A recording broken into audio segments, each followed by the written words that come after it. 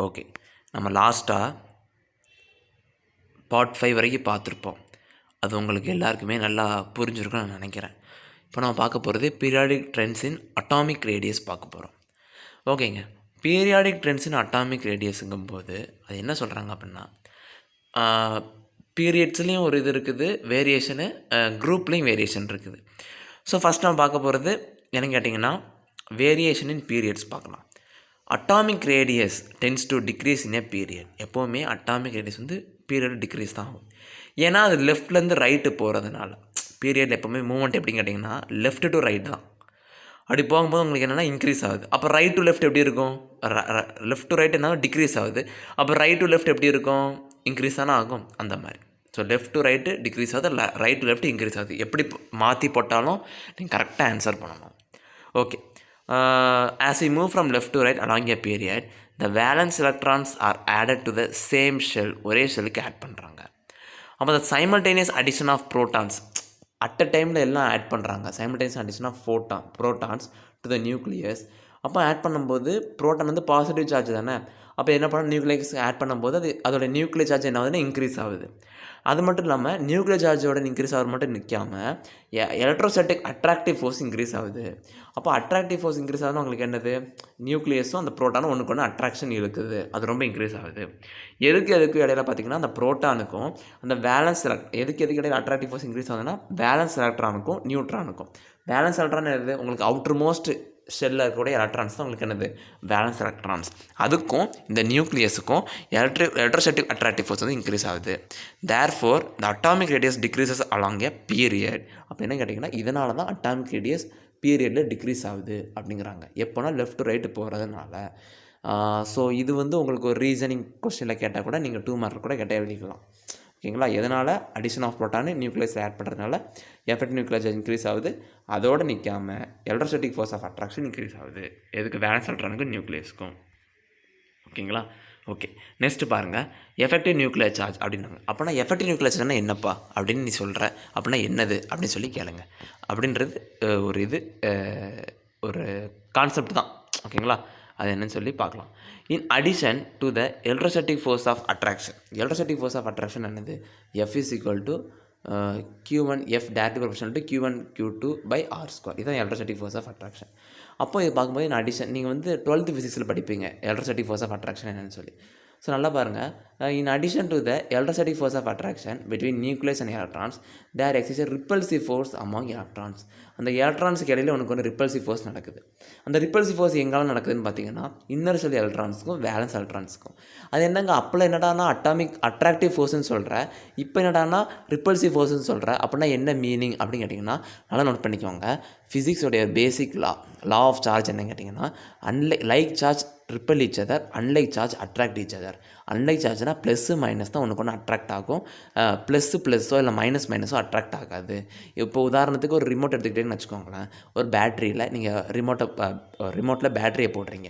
ரெண்டுமே ப்ளஸ் நீங்கள் போட்டிங்கன்னா ஒர்க் ஆகுமா, இல்லை ரெண்டுமே மைனஸ் போட்டிங்கன்னா ஒர்க் ஆகுமா? ஒன்று ப்ளஸ் மைனஸோ இல்லை மைனஸ் ப்ளஸ்ஸோ போட்டால் தானே ஒர்க் ஆகும். காரணம் என்னென்னு கேட்டிங்கன்னா அன்லைக் சார்ஜ் மட்டும் தான் அட்ராக்ஷன் க்ரியேட் பண்ணும். அட்ராக்ஷன் க்ரியேட் பண்ணால் தான் உங்களுக்கு ஒர்க் நடக்கும். அதே இது லைக் சார்ஜ் வச்சிங்கன்னா உங்களுக்கு இது ஜஸ்ட் என்னது, ரிப்பல்ஷன் தான் நடக்கும், அட்ராக்ட் ஆகாது. ஸோ அதனால தான் எலக்ட்ரானும் நெகட்டிவ் சார்ஜ், அதாவது வேலன்ஸ் எலக்ட்ரானும் நெகட்டிவ் சார்ஜ், அதுக்கப்புறம் என்ன எலக்ட்ரான், இன்னர் ஷெல் எலக்ட்ரானும் ரெண்டுமே எலக்ட்ரான் தானே சொல்ல போனால் அதுவும் நெகட்டிவ் சார்ஜ். அப்போ த repulsive force between the inner shell electron and valence electron lead to decrease in electrostatic attractive force அப்படிங்கிறாங்க. இது என்ன ஆகுன்னு கேட்டிங்கன்னா இந்த ரிப்பல்சிவ் ஃபோர்ஸ் என்ன பண்ணுதுன்னா டிக்ரீஸ் பண்ணுது. எதுக்கு இடையில அந்த எலக்ட்ரோஸ்டாட்டிக் அட்ராக்டிவ் ஃபோர்ஸை டிக்ரீஸ் பண்ணுது. எதில் நடக்குது அப்படின்னு கேட்டிங்கன்னா அந்த வேலன்ஸ் எலக்ட்ரான் நியூக்ளியஸ் மூலமாக நடக்குது இல்லையா. வேலன்ஸ் எலக்ட்ரானுக்கு நியூக்ளியஸ் இடையில நடக்குது இல்லையா அந்த எலக்ட்ரோஸ்டாட்டிக் ஃபோர்ஸ் ஆஃப் அட்ராக்ஷன், அது வந்து குறையுது அப்படிங்கிறாங்க. அப்போ thus the inner shell electrons act as a shield between. எதுக்கு இடையில இருக்குது பார்த்தீங்கன்னா ஷீல்டுனா ஒரு தடை மாதிரி இருக்குதுன்னு வச்சுக்கோங்களேன், ஒரு ப்ரொடக்டிவ் இது மாதிரி இருக்குதுன்னு வச்சுக்கோங்களேன். எதுக்குன்னு கேட்டிங்கன்னா நியூக்ளியஸுக்கும் வேலன்ஸ் எலக்ட்ரானுக்கும் இருக்குது. இந்த இன்னர் ஷெல் எலக்ட்ரான்ஸ்னால் இப்போ உதாரணத்துக்கு 1க்கும் 3க்கும் நடுவில் என்ன இருக்குது, 2. ஸோ இந்த 2 தூக்கிட்டா 1 டேரெக்டாக 3க்கு போயிருமா. இப்போ 1ங்கிறது ஒரு வீடு நம்பர், 2ங்கிறது ஒரு வீடு நம்பர், 3ங்கிறது வீடு நம்பர். இப்போ 2வது வீடை நான் இடித்து தள்ளிட்டேன். அப்போ 1வது வீடுக்கும் 3வது வீடுக்கும் பக்கத்து ஆயிருமா. அதே மாதிரி தான் இப்போது அந்த 2ங்கிறது இந்த இடத்துல உங்களுக்கு இன்னர் ஷெல் எலக்ட்ரான் மாதிரி, 3ங்கிறது வேலன்ஸ் ஷெல் எலக்ட்ரான் மாதிரி, 1 வந்து நியூக்ளியஸ் மாதிரி. இந்த 2ங்கிறது தான் 1க்கும் 3க்கும் நடுவில் தடையாக இருக்குது. ஸோ அதே மாதிரி தான் அந்த இன்னர் எலக்ட்ரான்ங்கிறது அந்த வேலன்ஸ் எலக்ட்ரானுக்கு நியூக்ளியஸ்க்கு எப்படின்னா தடையாக இருக்குது. ஓகேங்களா, அவ்வளோதான். அப்போ இந்த எஃபெக்ட் இப்போ தான் என்ன சொல்கிறாங்கன்னா ஷீல்டிங் எஃபெக்ட் அப்படின்னு சொல்கிறாங்க. என்ன எஃபெக்ட்? ஷீல்டிங் எஃபெக்ட் அப்படிங்கிறாங்க. நெக்ஸ்ட்டு பாருங்கள், the net nuclear charge experience by valence electron இந்த அவுட்டர் மோஸ்ட் ஷெல், அதாவது net nuclear charge experience valence electron outermost ஷெல்னால் வெளியில் உள்ள ஷெல், அதுக்கு பார்த்தீங்கன்னா effective nuclear charge it is approximated. எப்படி அப்ராக்சிமேட் பண்ணுறாங்க? அப்போது ஒரு அவுட்டர் மோஸ்ட் இதில் the net nuclear charge experienced by valence electron இந்த அவுட்டர் மோஸ்ட் ஷெல், அதுதான் என்ன எஃபெக்டிவ் நியூக்ளியர் சார்ஜ். அப்போ எவ்வளோ சார்ஜ் அந்த இது டோட்டலாக நீங்கள் இது பண்ணி கண்டுபிடிக்கிறீங்களோ, எதில் வேலன்ஸ் எலக்ட்ரான்ஸ் எவ்வளோ இதாக இருக்குன்னு சொல்லி கண்டுபிடிக்கிறீங்க அவுட்டர் மோஸ்ட் ஷெல்லில், அதுதான் உங்களுக்கு என்னது எஃபெக்டிவ் நியூக்ளியர் சார்ஜ். இது வந்து எப்படி அப்ராக்சிமேட்டாக பண்ணியிருக்காங்க, அக்யூரேட்டாக கொண்டு வரல, அப்ராக்சிமேட்டாக கொண்டு வந்திருக்காங்க. எப்படின்னு கேட்டிங்கன்னா நம்மளுடைய ஃபார்முலா என்னென்னா Z effective is equal to effective nuclear charge is equal to Z minus S. இதில் இசட்டுங்கிறது பக்கத்தில் கொடுத்துருக்காங்க பாருங்கள், அட்டாமிக் நம்பரு. எஸ்ஸுங்கிறது ஸ்க்ரீனிங் கான்ஸ்டன்ட். என்னது? Screening constant. அது என்னங்கிறது நம்ம வந்து ஒரு பிரின்சிபல் ஒன்று படிக்கணும். ஸ்லாட்டர்ஸ் ரூல்னு ஒரு பிரின்சிபல் இருக்குது. அதை நம்ம படிச்சிட்டோம்னா நமக்கு இது ரொம்பவே ஈஸியாக இருக்கும். ஸோ அதான் இப்போ நம்ம பார்க்க போகிறோம். ஸோ அந்த ஸ்க்ரீனிங் கான்ஸ்டன்ட் என்னன்னு தெரிஞ்சால் மட்டும்தான், அட்டாமிக் நம்பர் கண்டிப்பாக நமக்கு தெரியும், ஒரு எலமெண்ட்டுக்கான அட்டாமிக் நம்பர் நமக்கு கண்டிப்பாக தெரியாமல் இருக்காது, அது தெரியும். அந்த ஸ்க்ரீனிங் எஃபெக்ட், ஸ்க்ரீனிங் கான்ஸ்டன்ட்டை நீங்கள் கண்டுபிடிச்சால் மட்டும்தான் ரெண்டுத்தையும் மைனஸ் பண்ணி எஃபெக்டிவ் நியூக்ளியர் சார்ஜ் நீங்கள் கண்டுபிடிக்க முடியும். ஓகேங்களா, ஸோ நம்ம ரெடி ஆகலாம். அடுத்து என்ன படிக்க போகிறோம் கேட்டிங்கன்னா, ஒரு ஸ்க்ரீனிங் கான்ஸ்டன்ட் எப்படி கண்டுபிடிக்கிறது, ஸ்லாட்டர்ஸ் ரூலில் எப்படி கண்டுபிடிக்கிறது. ஆக்சுவலாக இந்த மொத்த ஃபினாமினான்னு எனக்கு கேட்டிங்கன்னா ஸ்லாட்டர்ஸ் ரூலு இப்போ நம்ம பார்க்க போகிறது. அதில் அதோடைய மெயின் ஸ்லாட்டர்ஸ் ரூலோடைய மெயின் எய்ம் என்னன்னு கேட்டிங்கன்னா ஸ்க்ரீனிங் கான்ஸ்டன்ட் கண்டுபிடிச்சி கொடுக்குறது தான் அதோடைய மெயின் எய்ம். ஓகேங்களா, ஸோ இதில் ஒரு சில ஸ்டெப்ஸ் இருக்குது, என்ன சொல்லி பார்க்கலாம். Step 1, write the electronic configuration of the atom. முதல்ல எந்த எலமெண்ட்டோ இல்லை என்ன ஆட்டம் கொடுத்தாங்களோ அதுக்கான எலக்ட்ரானிக் கான்ஃபிகரேஷனை ஃபஸ்ட் நீங்கள் எழுதி வைக்கணும். Next and rearrange it by grouping n s and n p orbital. எப்படின்னா எப்போவுமே என்எஸ் என்பி சேர்ந்தே இருக்கும். ஸோ என்எஸ் என்பி அந்த மாதிரி குரூப்பிங் பண்ணி நீங்கள் வைக்கணும். இப்போ உதாரணத்துக்கு கீழே பாருங்களா, 1s எப்பவுமே தனியாக தான் இருக்கும். இப்போ 2s 2p, 3s 3p, 3d தனியாக வந்துடும், 4s 4p, 4d 4f தனியாக வந்துடும், 5s 5p. ஸோ எப்போவுமே அந்த பார்த்திங்கன்னா அந்த 5sp இருக்கு இல்லையா, அது ரெண்டுமே குரூப்பிங்காக தான் வரும். மற்றபடி df அதெல்லாம் தனி தான் வரும். ஸோ அதே மாதிரி எஸ்ஸுக்கு அப்புறம் பி தான் இருக்கணும். அப்படி இருந்தால் மட்டும் தான் குரூப்பிங்காக வரும். இப்போ உதாரணத்துக்கு ஃபஸ்ட்டு இதில் 1s வந்து ரெண்டாவது 2sனால் குரூப்பிங் ஆகாது, 1s மட்டும் தனியாக போயிடும். இப்போ 2sக்கு அப்புறம் 2p இல்லாமல் 3s வந்துச்சுன்னு வச்சுக்கோங்களேன், 2s தனியாக தான் இருக்கும். ஒரு எக்ஸாம்பிளுக்கு சொல்கிறேன். அப்போ 2sக்கு அப்புறம் 2p இருக்க போய் தான் உங்களுக்கு வந்து குரூப்பிங் ஆகுது. இதை விட்டுட்டு 2sக்கு அப்புறம் 2dயோ இல்லை 2sக்கு அப்புறம் 4dயோ அந்த மாதிரி இருந்துச்சுன்னு வச்சுக்கோங்களேன், உங்களுக்கு இதாகாது. அதுமாதிரி 2sக்கு அப்புறம் 4fஓ f இருந்தால் எதுவுமே வராது. எஸ்க்கு அப்புறம் p இருக்கணும், அவ்வளோதான். அப்படி இருந்தால் மட்டும் தான் உங்களுக்கு குரூப்பிங் ஆகும். ஓகேங்களா, ஸோ ஃபஸ்ட் இந்த மாதிரி எழுதி வச்சுக்கணும், அதுக்கப்புறம் நீங்கள் குரூப்பிங் பண்ணி வச்சுக்கிடணும். நெக்ஸ்ட் ஸ்டெப் 2, இப்போ என்ன கேட்டிங்கன்னா identify the group in which the electron of interest is present. இப்போ உங்களுக்கு கொஸ்டினில் எந்த இடத்துல கண்டுபிடிக்க சொல்கிறாங்கன்றது நீங்கள் ஃபஸ்ட்டு கண்டுபிடிச்சி வச்சுக்கிடணும். எந்த இடத்துலன்னு சொல்லி ஃபஸ்ட் நீங்கள் பார்த்து வைக்கணும். நெக்ஸ்ட்டு இந்த electron present to right to this group. அப்போ எந்த இடம் நீங்கள் கண்டுபிடிச்சிட்டிங்க அதுக்கு ரைட் சைடில் இருக்கும் தெரியுமா. இப்போ உதாரணத்துக்கு இந்த இதில் பாருங்களேன், இப்போ இதில் நான் வந்து 3Dக்கு தான் நான் கண்டுபிடிக்க போகிறேன். 3Dக்கு தான் எஃபெக்டிவ் நியூக்ளியர் சார்ஜ் கண்டுபிடிக்க போகிறேன்னு வச்சுக்கோங்களேன். இந்த 3Dக்கு 3D அதுக்கப்புறம் லெஃப்ட்டில் உள்ளது மட்டும் தான் நான் கன்சிடர் பண்ணுமே வழியே அந்த 4s 4p, 4d 4f, 4f அது 4d 4f, அப்போ 5s 5p இதுக்கெல்லாம் எதுவுமே கன்சிடர் பண்ணவே கூடாது. அதை நான் கணக்கில் எடுக்கக்கூடாது. ஜஸ்ட்டு அந்த 3Dக்கு லெஃப்ட்டில் என்ன இருக்கோ அது மட்டும்தான். 3Dக்கு ரைட்டில் உள்ளது எதுவுமே நான் கணக்கில் எடுக்கக்கூடாது. அதான் இங்கே சொல்லியிருக்காங்க. புரியுதுங்களா? ஓகே, அப்போது இந்த electron present right to this group does not contribute to the shielding effect. Shielding எஃபெக்டில் அது கிடையாது. ஓகேங்களா, நெக்ஸ்ட்டு பாருங்கள், each of the electron present within the identified group. Each of the electron present within the identified group. கண்டுபிடிச்ச குரூப்புக்குள்ளே அந்த electron இருந்தது அப்படின்னா டினோட்டட் பை n அப்படிங்கிறாங்க. இப்போ n இது என்ன பண்ணால் shields to extent of 0.35 unit of nuclear charge. எந்த ஒரு இதுக்குனாலும் பொதுவாக 0.35 தான் இருக்கும். அதாவது உதாரணம் சொல்லணும்னா ஃபஸ்ட்டு இதில் இருக்கக்கூடியது n அப்படின்னு சொல்லுவாங்க. அதை நம்ம அடுத்து பார்க்கலாம். n அப்படின்னு சொல்லுவாங்க, அப்புறம் n-1 சொல்லுவாங்க, n-2ன்னு சொல்லுவாங்க. ஸோ அப்படி இருக்கும்போது each of the electron with இந்த ஐடென்டிஃபைட் குரூப். ஃபஸ்ட் நீங்கள் கண்டுபிடிக்கிற ஒரு குரூப்பு, அந்த குரூப்புக்கு நீங்கள் ஒரு பேர் வைக்கிறீங்க, n வைக்கிறீங்க. அதுக்கு அடுத்த குரூப் என்ன கேட்டிங்கன்னா n-1, அப்புறம் n-2, அப்புறம் போய்கிட்டே இருக்கும். ஸோ ஃபஸ்ட்டு இது n-க்கு எப்போவுமே என்னன்னு கேட்டிங்கன்னா மொத்தம் 2 வேல்யூஸ் இருக்குது. ஒரு வேல்யூ எப்போ, இன்னொரு வேல்யூ எப்போ, மொத்தம் 2 கேஸ் யூஸ் பண்ணுறாங்க. ஒன்று 0.35 யூனிட் அப்படின்னா ஏதோ ஒரு நியூக்ளியர் சார்ஜ் இருக்கும்போது மட்டும், வேறு ஏதாவது இருக்கும்போது உதாரணம் சொல்லணும்னு வச்சுக்கோங்களேன். இப்போ 2வது சொல்லிட்டு இப்போ அடுத்து சொல்கிறேன். இப்போ 0.30 யூனிட் ஃபார் 1s எலக்ட்ரான் சொல்கிறாங்க இல்லையா? இது வந்து 1s எலக்ட்ரான் வந்தால் மட்டும் அது 0.30 வேல்யூங்கிறத யூஸ் பண்ணணும். மற்றபடி வேறு எது வந்தாலும் சரி, 1s தவிர்த்து வேறு எது வந்தாலும் சரி, 2s வந்தாலும் சரி, 3s வந்தாலும் சரி, 2p வந்தாலும் சரி, 5d வந்தாலும் சரி, 6f வந்தாலும் சரி, எது வந்தாலும் சரி, 6f இல்லை 4f வந்தாலும் சரி, உங்களுக்கு எது வந்தாலும் நீங்கள் என்ன பண்ணணும், என்ன வேல்யூ யூஸ் பண்ணணும், 0.35 மட்டும் தான் யூஸ் பண்ணணும். எக்ஸப்ட் 1s தவிர்த்து மீதி எது வந்தாலும் நீங்கள் என்ன யூஸ் பண்ணணும், 0.35 தான் யூஸ் பண்ணணும். 1sக்கு மட்டும்தான் உங்களுக்கு என்னது 0.35 தான் யூஸ் பண்ணணும். 1sக்கு மட்டும்தான் உங்களுக்கு என்னது 0.30 நீங்கள் யூஸ் பண்ணணும். ஓகே, ஸ்டெப் 3 பாருங்கள். ஸ்டெப் 3 என்ன கேட்டிங்கன்னா shielding of inner electron. Step 3 shielding of inner எலக்ட்ரானை எப்படி நம்ம ஷீல்ட் பண்ணுறது. If the electron of interest present belongs to either s or p orbital, ஒரு வேளை எஸ்ஆர் பீரியடில் இருந்துச்சு அப்படின்னா அந்த எலக்ட்ரான் அது எப்படி இது பண்ண சொல்கிறாங்கன்னா, each electron within the n-1 group shields to extent of 0.85 அப்படிங்கிறாங்க. அப்போ 2வது பாட்டு என்னென்னா, அங்கே என்னன்னு பார்த்தோம், ஓகேங்களா, அங்கே என்னன்னு பார்த்தோம், இங்கே வந்து n-1 பார்க்க போகிறோம். அப்போது n-1 குரூப்பில் இருந்துச்சுன்னா எப்படி எக்ஸ்டெண்ட் ஆகுது, 0.85 யூனிட் ஆஃப் நியூக்ளியர் சார்ஜ் இதாகுது. Next each electron within the group, அதாவது n-2 group or even lesser group n-3 n-4ன்னு வச்சுக்கோங்களேன், கம்ப்ளீட்லி சீல்ட் ஆயிரும். ஓகே, கம்ப்ளீட்லி சீல்ட் ஆயிரும் to an extent of 1 unit of nuclear charge. 1 unit, அங்கே 0.85 1 unit.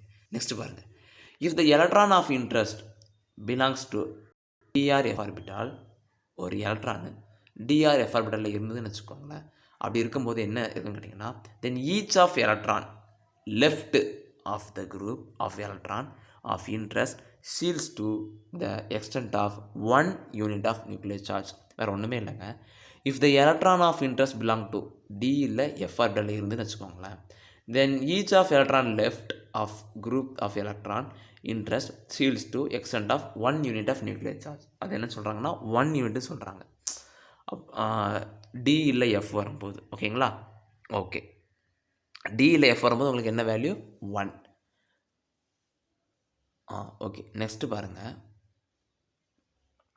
Step 4 summation of shielding effect of all electron gives a shielding constant. அதாவது என்ன, screening constant சொல்லுவோம். அதான் உங்களுக்கு எல்லா இதையும் நீங்கள் ஆட் பண்ணுறீங்க. எல்லா இதையும் நீங்கள் ஆட் பண்ணிட்டீங்கன்னா உங்களுக்கு வந்து அந்த ஷீல்டிங் கான்ஸ்டன்ட்கான வேல்யூன்னு தெரிஞ்சு போயிடும். ஓகேங்களா, ஓகே, நெக்ஸ்ட்டு பாருங்கள். Example, let us explain the calculation of effective nuclear charge on 4s electron and 3d electron in scandium அப்படிங்கிறாங்க. ஸ்கேண்டியம்ங்கிற ஆட்டமில் இந்த எலக்ட்ரானிக் கன்ஃபிகரேஷன் ஆஃப் ஸ்கேண்டியம் என்ன சொல்லி கேட்டிங்கன்னா 1s2 2s2 2p6 3s2 3p6 4s2 3d1 இதை arrange பண்ணுறாங்க. First தனித்தனியாக arrange பண்ணுறாங்க. 1s2 தனியாக, 2s2 2p6 குரூப்பிங் பண்ணுறதுனால அந்த 2 + 6 உங்களுக்கு என்னதாகிடுது 8 ஆயிடுது. அப்புறம் 3s 3p வரும்போது 6 + 2 8 ஆயிடுது. அந்த 3D ஆஃபா பிரின்சிபல் படி உங்களுக்கு 3s 3pக்கு அப்புறம் 3D அந்த குரூப்பிங்கில் உங்களுக்கு அரேஞ்ச் பண்ணி வச்சுருக்காங்க. அப்போ 3D பவர் 1 வந்துடுது. நெக்ஸ்ட்டு பார்த்திங்கன்னா 4s2 இருக்குது. ஸோ இதில் பாருங்கள், ஃபஸ்ட்டு n 4s2ங்கிறது n, அப்புறம் n-1 n-2 n-3 போய்கிட்டே இருக்குது. ஓகேங்களா, ஓகே, நெக்ஸ்ட்டு பாருங்கள், இதை அப்படியே எடுத்து வச்சுக்கிறாங்க. எடுத்து வச்சுட்டு இதுக்கான ஒவ்வொரு இது வேல்யூ சொல்கிறாங்க.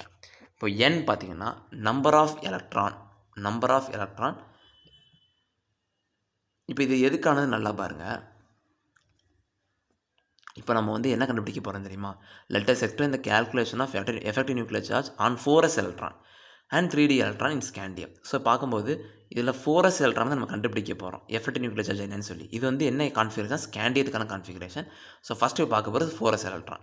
ஸோ 4s electron தானே கண்டுபிடிக்க போகிறோம். ஸோ அதுலேருந்தே நம்ம ஸ்டார்ட் பண்ணலாம். இந்த எலக்ட்ரானிக் கான்ஃபிகரேஷன் நம்ம இப்படி எழுதியாச்சு. ஸோ பெட்டர் உங்களுக்கு ஸ்டார்டிங்கில் இருக்குது. ஐ மீன் லாஸ்ட்லேருந்து நீங்கள் ஃபஸ்ட்டு வரணும். எப்படின்னா கடைசியிலேருந்து 1s2லேருந்து வரக்கூடாது, 4s2லேருந்து நீங்கள் போகணும்.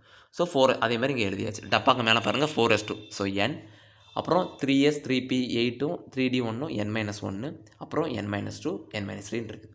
ஸோ டப்பா போட்டுக்கிட்டாங்க. என்ன குரூப்பு அப்படின்றது போட்டுக்கோங்க. Number of electron in the group, contribution of each electron to S, அதாவது ஷீல்டிங் கான்ஸ்டன்ட் இருக்கு இல்லையா அந்த இதுக்கு. அதுக்கப்புறம் contribution of particular group to electron to S value அப்படிங்கிறாங்க. ஓகே, நெக்ஸ்ட்டு பாருங்கள். ஃபஸ்ட் இது n, அப்புறம் n-1 n-2 அண்ட் அதர்ஸ் அப்படின்னு சொல்லி போட்டாங்க. n-3 போடுறதுக்கு பதில் அதர்ஸ்ன்னு சொல்லி போட்டாங்க. ஓகே, நம்பர் ஆஃப் எலக்ட்ரான் இந்த குரூப் அப்படின்னு சொல்லலாம். ஸோ அப்படின்னு சொல்கிறாங்க. நம்பர் ஆஃப் எலக்ட்ரான் இந்த குரூப் அப்படி பார்க்கும்போது முதல்ல எண் இருக்குது இல்லையா, எண்ணில் பார்த்திங்கன்னா 4s2 இருக்குது. அப்போ ஏன் 2ன்னு போடாமல் 1ன்னு போட்டிருக்காங்க அப்படிங்கிற டவுட் உங்களுக்கு வரும். அதாவது நான் சொன்னேன் இல்லையா, ரிப்பல்ஷன் சொன்னேன் இல்லையா, அந்த ரிப்பல்ஷன் ஆகும்போது ஒரு எலக்ட்ரான் வந்து உங்களுக்கு வந்து எமிட் ஆயிரும், வெளியில் போயிடும். அப்போ பேலன்ஸ் எத்தனை இருக்கும், ஒரே ஒரு எலக்ட்ரான் தானே இருக்கும், அதனால தான் 1 போடுறோம். ஸோ கடைசி உள்ளதில் எப்போவுமே ஒரு எலக்ட்ரான் நீங்கள் கம்மி பண்ணி தான் போடணும். உதாரணத்துக்கு 3 எலக்ட்ரான் இருக்கா, நீங்கள் 2 தான் போடணும். 1 இருக்கா, 2 இருக்கா, நீங்கள் 1 தான் போடணும். அதே மாதிரி ஸோ அப்போ எண்ணுக்குன்னு பார்க்கும்போது இந்த இடத்துல 4s2 தானே இருக்குது. நம்ம என்ன பார்த்தோம், 1sக்கு வந்தால் மட்டும் தான் நம்ம வந்து என்னது 0.30 போடணும்னு சொல்லி பார்த்தோம். அப்போ 4s2க்கு நம்ம என்ன பார்க்கணும் அப்படின்னா அதர் தென், அப்போ என்னது 0.35 அந்த வேல்யூ போட்டாச்சு. நெக்ஸ்ட்டு அடுத்தது எத்தனை பார்த்தீங்கன்னா 8 + 1 9 எலக்ட்ரான் இருக்குது. அப்போ 0.85 n-1 உங்களுக்கு இருந்து 0.85 அதுபடி போட்டோம். அடுத்து பாருங்கள் 8 + 2 n-1 அதர்ஸ் 10 இருக்குது. 8 + 2 10. ஸோ அதுக்கு பார்த்தீங்கன்னா உங்களுக்கு என்ன வருதுன்னா n-2 வந்தாலே உங்களுக்கு என்னது 1 தான். ஓகேங்களா, 1.00 பார்த்தோம் இல்லையா அது. ஸோ இப்போ எல்லாத்தையும் மல்டிப்ளை பண்ணுறாங்க. 1 × 0.35 0.35 7.65 10 எல்லாம் போட்டு மல்டிப்ளை பண்ணி 18 கொண்டு வந்துடுறாங்க. அப்போ எஃபெக்டிவ் நியூக்ளியர் சார்ஜ் Z - Sன்னு பார்க்கும்போது 21 - 18. அப்போ 21 - 18னா 3. ஓகேங்களா, ஸோ இதான் அதுக்கான வேல்யூ. ஓகே, நெக்ஸ்ட் பாருங்கள், calculation of effective nuclear charge on 3D electron அப்படின்னு இருக்குது. இப்போ நம்ம 4s கண்டுபிடிச்சிட்டோம். இப்போ நெக்ஸ்ட் பார்க்க போகிறது 3D பார்க்க போகிறோம். 3D பார்த்தீங்கன்னா உங்களுக்கு என்ன இருக்குன்னு பார்த்தீங்கன்னா நல்லா பாருங்கள். இது நம்ம எடுக்க தேவையில்லை. எப்போவுமே நான் ஆல்ரெடி ஒரு ரூல் சொல்லிட்டேன், நமக்கு என்ன தேவையோ அதை மட்டும், அதுக்கான லெஃப்ட்டை மட்டும் தான் பார்க்கணும். ரைட் சைடை விட்டுருங்க. ஸோ 4s நம்ம கணக்கில் எடுக்கக்கூடாது. ஸோ எங்கேருந்து ஆரம்பிக்கிங்களோ அங்கே n போட்டுக்கோங்க. n அப்புறம் 3s 3p 8 வந்து n-1 n-2 n-3. ஸோ நமக்கு தேவைங்கிறது என்னன்னு கேட்டிங்கன்னா இங்கே வந்து effective nuclear charge of 3D electron மட்டும் தான் கேட்டிருக்காங்க. ஸோ n போட்டோம். அப்புறம் n-1 அண்ட் அதர்ஸ்ன்னு சொல்லி போட்டுறோம். ஓகேங்களா, n-1 அண்ட் அதர்ஸ்ன்னு சொல்லி போட்டுறோம். அப்படி போடும்போது நமக்கு என்ன ஆகுதுன்னு பாருங்கள். இந்த இடத்துல மொத்தத்தில் பார்க்கும்போது 0, அப்புறம் இங்கே 0.5. ஏன்னா அங்கே ஒரு எலக்ட்ரான் தானே இருக்குது. ஸோ 1 - 1 உங்களுக்கு என்ன ஆயிடும், 0ன்னு ஆகிடும். So no electrons. So answer மேலே வந்து பார்த்திங்கன்னா அப்போ 3Dன்னு பார்க்கும்போது உங்களுக்கு என்னது 0.35 தான். ஜஸ்ட் 1s இருந்தால் மட்டும் தான் உங்களுக்கு என்னது 0.3. இங்கே 3D தான் இருக்குது. ஸோ 0.35. ஸோ மொத்தத்தில் 0. இங்கே பார்த்தீங்கன்னா 8 + 8 16 16 + 2 18 இருக்குது. 18 மொத்தத்தில் பார்க்கும்போது n-1 அண்ட் அதர்ஸ்னு வந்துடுது. ஸோ 1 வந்துடுது. ஸோ 18. ஸோ இங்கே S எடுத்து ஆட் பண்ணுறீங்க, 18 வந்துடுது. Z எஃபெக்டிவ் பார்த்தீங்கன்னா Z - S. ஸோ 21 - 18 3ன்னு கிடச்சிருது. ஸோ அதுக்கும் 3 தான், இதுக்கும் 3 தான். 4sக்கும் நமக்கு 3 தான், 3Dக்கும் நமக்கு என்னது 3 தான். ஓகேங்களா, ஓகே. நெக்ஸ்ட்டு பாருங்கள், shielding effect from inner shell electrons அப்படிங்கிறாங்க. Shielding effect from inner shell electrons என்னென்னு பார்த்தீங்கன்னா எலக்ட்ரான் குரூப் இருக்குது. Electron of interest either SRP இல்லை electron of interest either DRF. ஓகேங்களா, எதுனாலும் ஓகே, எதுனாலும் நீங்கள் எடுத்துக்கலாம். அப்போ n-1 n-2 and others. n பார்க்கும்போது இந்த இடத்துல 0.35 அப்படின்றாங்க. இதுதான் ஜென்ரல். ஆனால் 0.30 மட்டும் எதுக்கானது, அந்த 1sக்கானது மட்டும் தான் 0.30. ஓகேங்களா, அடுத்து n-1 அங்கே பார்க்கும்போது 0.35 தான். அங்கே எதுக்கு DRFக்கு 0.35 தான். அடுத்து பார்த்தீங்கன்னா n-1 இங்கே 0.85, அங்கே என்ன கேட்டிங்கன்னா 1, DFக்கு மட்டும் 1. அங்கே அதாவது என்னது n-1 வந்துட்டாலே DFக்கு வந்து உங்களுக்கு என்னது 1 தான். ஓகேங்களா, n-1 வந்துட்டு அங்கே என்னது DKFக்கும் 1 தான். இங்கே பார்த்தீங்கன்னா n-2 அதர்ஸுக்கு தான் எங்களுக்கு 1, அங்கே பார்த்தீங்கன்னா அதுக்கும் 1 தான். ஓகேங்களா, இந்த வேல்யூவை நீங்கள் மனப்படமாக வச்சுருந்தால் மட்டும்தான் உங்களால் ஈஸியாக மார்க் ஸ்கோர் பண்ண முடியும். ஓகேங்களா, ஓகே. இப்போ நீங்கள் நல்லா பார்த்தீங்கன்னா இந்த 3Dக்கு லெஃப்ட் சைடில் இருக்குது இல்லையா, அப்போ இங்கே n-1 வந்தாலே உங்களுக்கு என்ன வந்துடும், 10 வந்துடும் இல்லையா. ஸோ அந்த கான்செப்ட் படி இங்கே உங்களுக்கு வந்து அந்த 10 1 அந்த 1 வந்துருக்கு இல்லையா, அதுபடி இங்கே போட்டிருக்காங்க. ஓகேங்களா, ஓகே. நெக்ஸ்ட்டு பாருங்கள், அட்டாமிக் ரேடியஸ் அப்படின்னா மீனிங் என்ன பார்த்தீங்கன்னா கோவேலண்ட் ரேடியஸ் அப்படின்னு சொல்லலாம் of second period elements. Second பீரியடில் இருக்கக்கூடிய எலமெண்ட்ஸுக்கு சொல்கிறாங்க. Lithium, beryllium, carbon, nitrogen, oxygen, fluorine, neon எல்லாத்துக்கும் போட்டிருக்காங்க. எஃபெக்டிவ் நியூக்ளியர் சார்ஜ் கண்டுபிடிச்சிருக்காங்க. இதுதான் அதுக்கான வேல்யூ. அதுக்கான கோவேலண்ட் ரேடியஸ் வந்து அதுதான். ஓகேங்களா, இதில் அந்த 38 ஸ்டார், அது ஸ்டார் வந்து வேறு ஒன்றுமே இல்லை. கோவேலண்ட் ரேடியஸ் சொல்கிறத விட நியானுக்கு வந்து வேண்டர்வால்ஸ் ரேடியஸ், வேண்டர்வால் ஈக்குவேஷனில் வரும் இல்லையா, அதனால் அது பேர் என்ன வேண்டர்வால் ரேடியஸ் அப்படிங்கிறாங்க. ஓகே, நெக்ஸ்ட் பார்த்திங்கன்னா வேரியேஷன் இன் குரூப். இப்போ நம்ம பார்த்தது பீரியடில் தான் பார்த்தோம். இப்போ அடுத்து பார்க்க போகிறது என்ன பார்க்க போகிறோம், குரூப்பில் பார்க்க போகிறோம். குரூப் என்ன கேட்டிங்கன்னா இந்த பீரியாடிக் டேபிள் இந்த atomic radius of elements increases down the குரூப்பில் தான் கீழே வர இன்க்ரீஸ் ஆகிக்கிட்டே இருக்கும். As you move down the group new shells are open, புது ஷெல்ஸ் ஓப்பன் ஆகிருக்கும் to accommodate the newly added valence electron. புது எதுக்குன்னா உள்ளே சேர்த்து வைக்கிறதுக்கு புதுசாக வரக்கூடிய electrons. As a result the distance between the centre of the nucleus அந்த outermost shell containing the valence electron increases. இப்போ போக போக இதுக்கும் அதுக்கான டிஸ்டன்ஸ் இன்க்ரீஸ் ஆகிக்கிட்டே இருக்குது. எஸ் அட்டாமிக் ரேடியஸ் இன்க்ரீசஸ், அதனால் அட்டாமிக் ரேடியஸ் இன்க்ரீஸ் ஆகுது. அப்போ the trend in the variation of atomic radius of alkali metal down the group என்னது down the group as shown below அப்படின்னு சொல்லி கொடுத்துருக்காங்க. இந்த டயக்ராம் பக்கத்தில் கொடுத்துருக்காங்க. அப்போ lithium, sodium, potassium, rubidium, caesium போய்கிட்டே இருக்குது, இன்க்ரீஸ் ஆகிக்கிட்டே இருக்குது. ஓகேங்களா, இதான் அந்த கோவலன்ட் ரேடியஸ் பக்கத்தில் இருக்குது. Okay, next element outermost shell.